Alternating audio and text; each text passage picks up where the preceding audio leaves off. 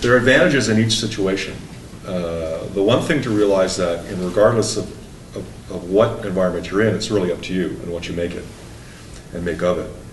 At a larger company, you might think that there is security, but in actual fact there isn't.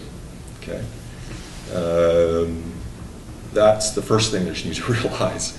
A lot of people equate size with security, and that is absolutely not correct. Some companies that are public, for example, are basically how many people they have on board is determined by what their stock is doing in the public stock market. So if it goes down, eventually they're going to have to let people go. At a small private company that is not on the public stock market, they're not affected by that at all. So, it depends upon the situation. It depends upon, when it comes down, it depends on you. Also, I think, if you haven't noticed already, all three of us up here have had multiple careers. And there's a book somewhere, somebody said you have something on average 7 careers in your lifetime when it comes down. I think all of us have used that up already.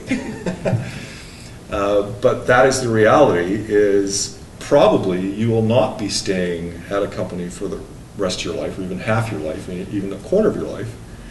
And it's important to take that perspective on whether you're at a small company or a large company or a medium-sized company, or even have your own company.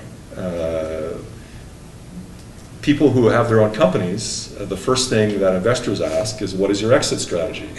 In other words, what are you going to do to sell your company, and when are you going to sell it?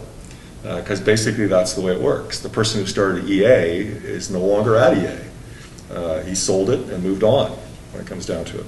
Okay? So small companies have benefits, big companies have benefits. Owning your own company has benefits. I used to think that if I owned my own company, I could be my own boss. Well, that's not really true. My boss is everybody that works for me. I work for them. And every day at Cool House, I ask them what they think and what we should be doing, not just with regards to the games that we do, but also with regards to where we go as a company.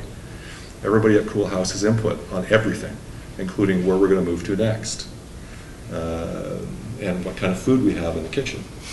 So, in a small company, that kind of thing is there. It's definitely a lot more personal than a larger company.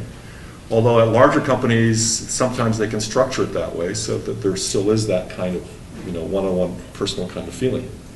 But it's difficult to keep that the larger you grow.